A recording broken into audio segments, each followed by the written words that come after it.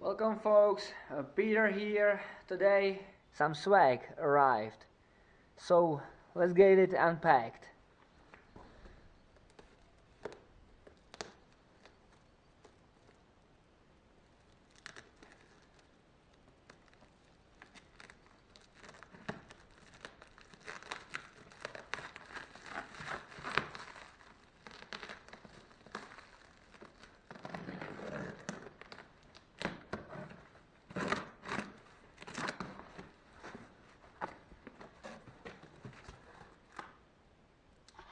Alright, so let's just see what we have. This should be our turn signal. Some bubble wrap, that's always good. Our new lower control arm.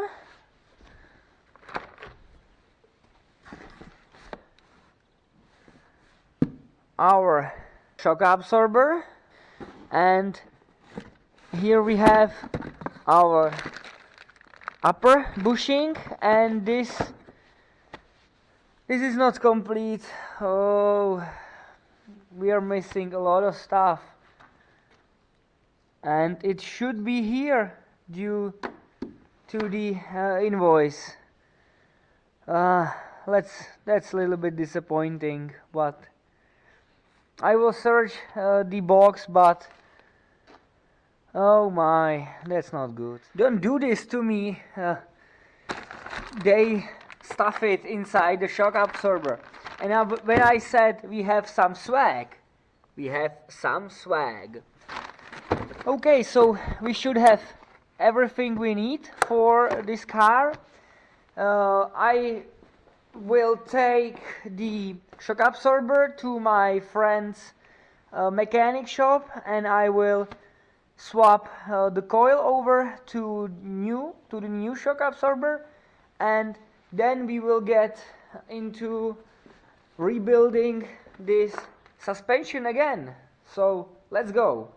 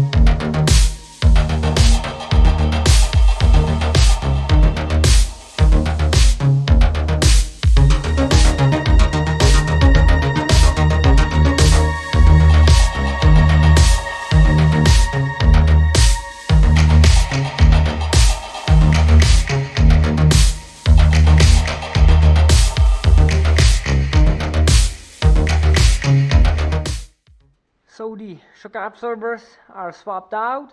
I'm glad I didn't have to do that with straps, because this spring proven to be a stubborn one. Now we can see how tweaked this shock absorber was, and it was an original Peugeot equipment, and it's tweaked.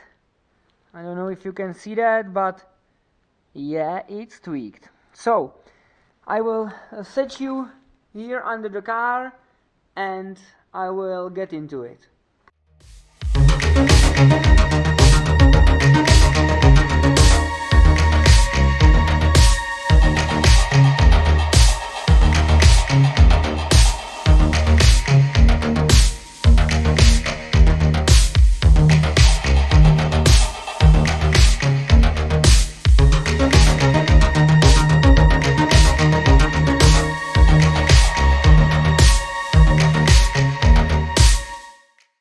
Alright, I've got the lower control arm with a ball joint in.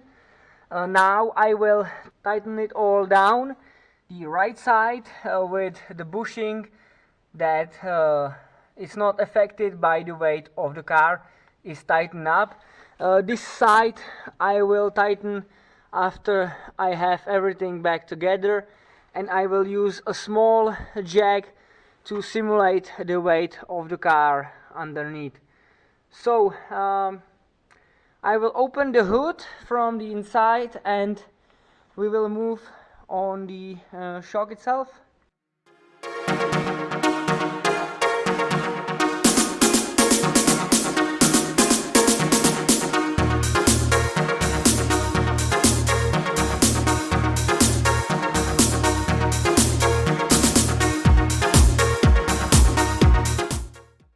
Well, the McPherson strut isn't particularly light thing, I can tell you that, especially for a guy like me that have 120 pounds. That's not an easy task for me. I will plug the ABS, I will install the tie rod ends. I made a mess again of the transmission oil, the gear oil. I will have to top it off a little bit. Install the brake caliper, torque the CV axles, and then we will limp it to the building because we have to cut this sway bar end link. So, well, let's finish it.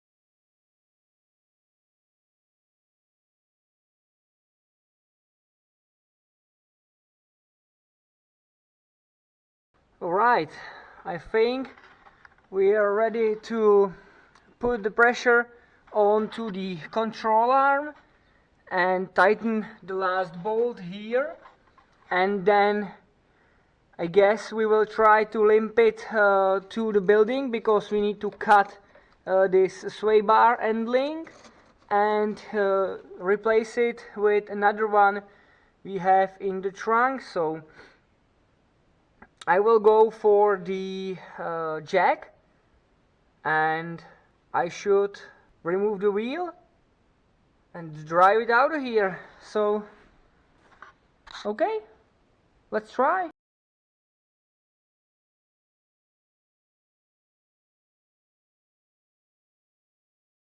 I tightened the lower control arm with the car on the ground, and there is one positive thing: we are not touching on the rear of the apron. I will close the hood and I think we are ready to limp this thing up front to the building and cut that sway bar end link. But before that I have to move the Passat because I can't drive through with the Passat here. I will start it and hopefully we have enough transmission oil in to be able to limp it, and I will let it warm up and charge the battery.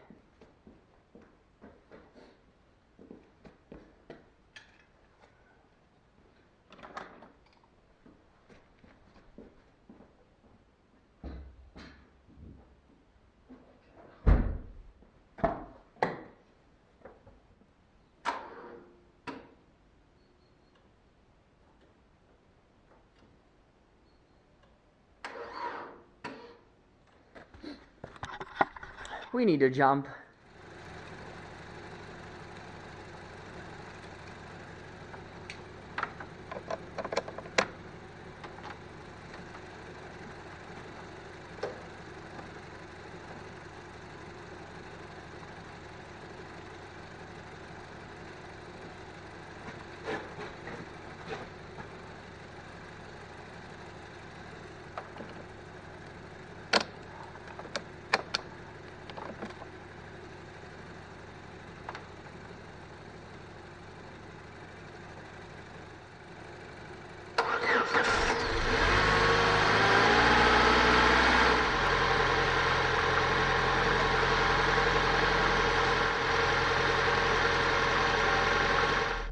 Alright, the first drive of $65 Copart Convertible since it arrived the 15th of March, and today is 20th of March, and we are limping down the track here.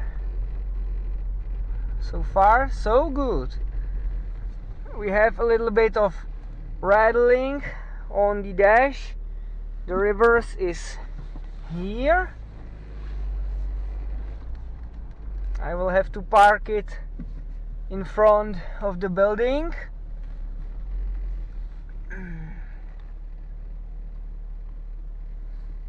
Let's see, reverse again. As I said, the clutch on this vehicle is very good.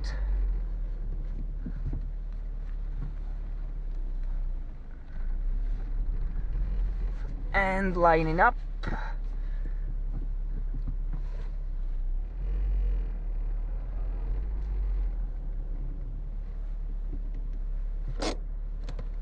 I will let it run to charge a little bit.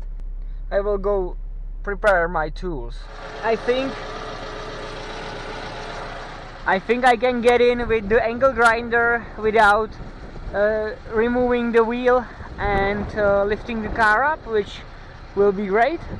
Always wear your safety gear, especially the eye protection, and never to take off the guard from your angle grinder.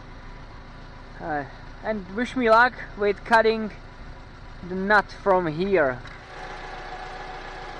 And here we have new sway bar and link. Well folks, that will wrap this episode up. We have done the suspension on the front left, and we need to get it aligned, and I found a couple more things on this car. This seat is ripped from one of its mounts, and it needs to be welded. The rear piece of the muffler needs to be welded, and the exhaust tip needs to be refinished. And then there is a trouble with this car. Well, the used parts dealers is the problem.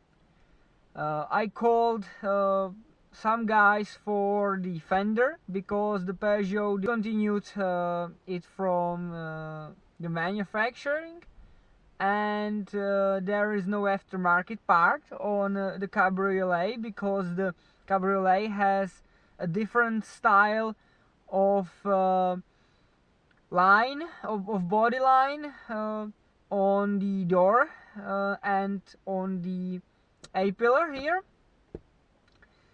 and that will be the main issue with this car, to get the right bumper for it. So we might end up using that one trashed. I hope you like this video. Stay tuned for upcoming videos on this little Peugeot.